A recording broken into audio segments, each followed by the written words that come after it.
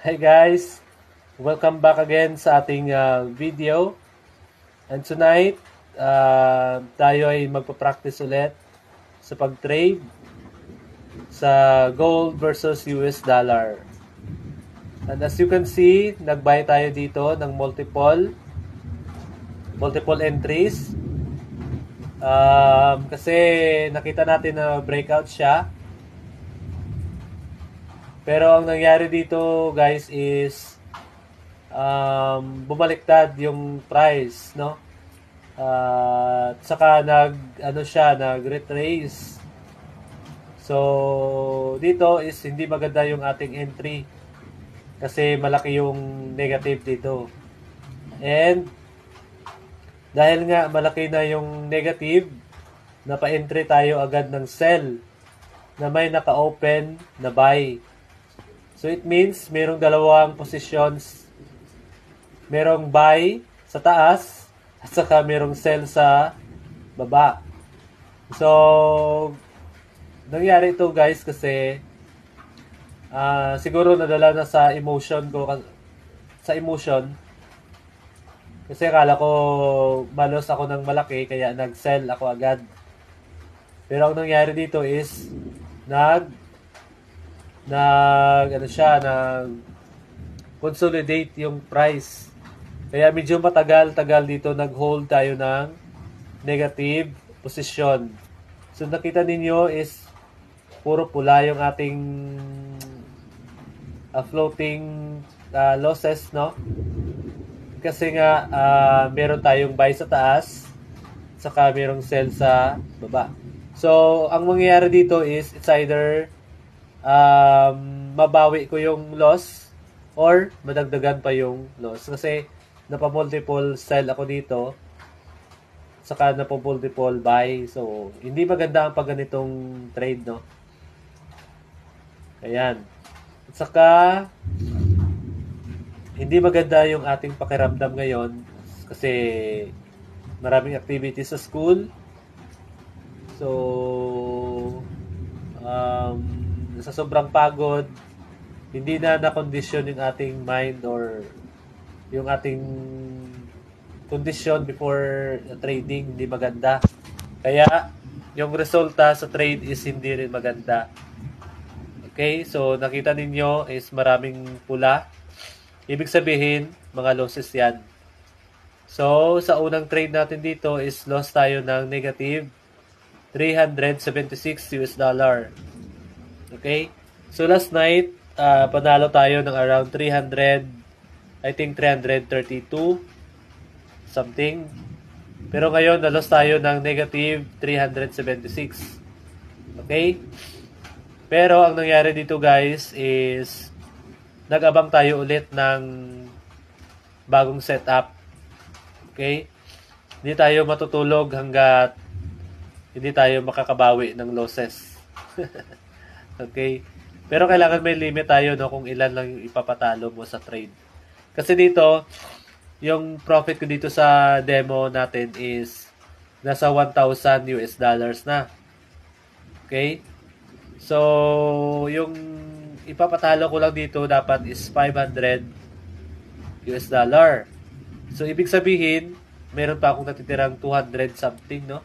Or 100 something na ipapatalo. Pero dito guys, nag-sell ako agad ng multiple entries para mabawi ko yung mga loss kanina. So, nabawi ko dito around 100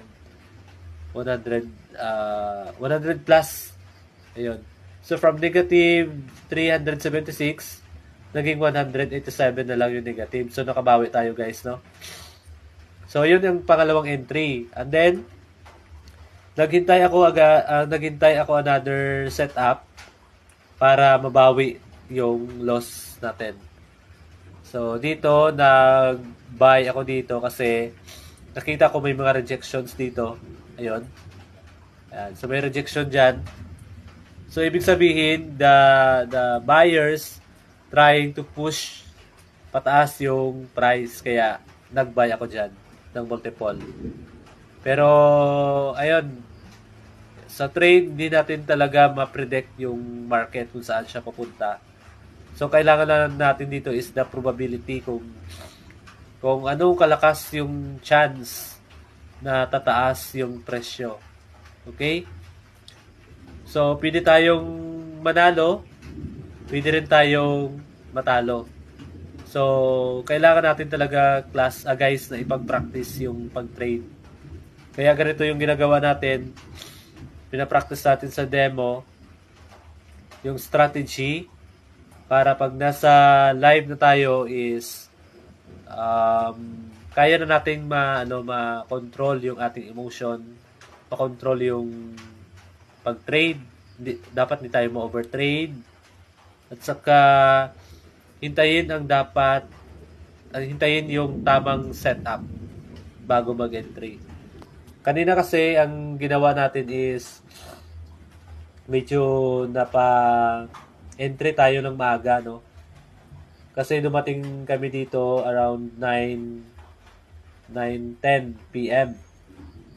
So medyo nahuli na ako sa breakout. So dapat kasi pag start ng 9 PM Philippine time, doon ako mag-umpisa mag-trade kasi doon lumalakas yung volume.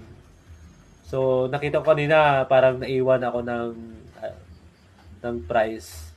Pero yung mali ko dito is hinabol ko pa rin. Kaya na loss tayo ng negative 376. Pero okay naman kasi nabawi natin yung loss. Kaya nakita ninyo, medyo pumitik yung price pataas. Ayan. So, nabawi natin yung loss ng negative 376. And then, at the end of this trade is naka-profit tayo ng $47. Ayan. So, from negative 376, so, nabawi natin yon at saka nag-profit pa tayo ng $42. And tonight, today is Friday. So, bukas, Sabado, close ang market hanggang Sunday. So, mag-open ulit yung market is Monday, no? Kasi yung trading natin dito is Monday to Friday. Okay? So, this is the last day sa trading days sa Forex or sa gold versus US dollar. And ayun guys, no? Yung lesson natin for tonight is dapat hintayin ang tamang setup. Always natin tandaan na ang market ay pabalik-balik lang. Hindi tayo pwede humabol kung tayo naiwan na ng price. So, hintayin bago bumalik sa level bago tayo mag-entry. So, yun kasi yung problema ko, yung hindi tayo makapaghintay, no? Okay, siguro dala lang yun sa dala sa pagod, sa sama ng pakiramdam. Kaya hindi na nakapag-isip ng maganda. So, isa yun sa mga dapat natin i-take note pag hindi maganda yung feeling natin, masama yung pakiramdam, so dapat hindi muna tayo mag-trade. So, yun yung mali natin, no? Kasi pinilit pa rin natin mag-trade kahit hindi maganda yung pakiramdam. Okay? And I hope may natutunan tayo sa practice na ngayon. So, that's all for tonight, guys. See you next week. And paki-like na lang or paki-share ng ating video. Thank you.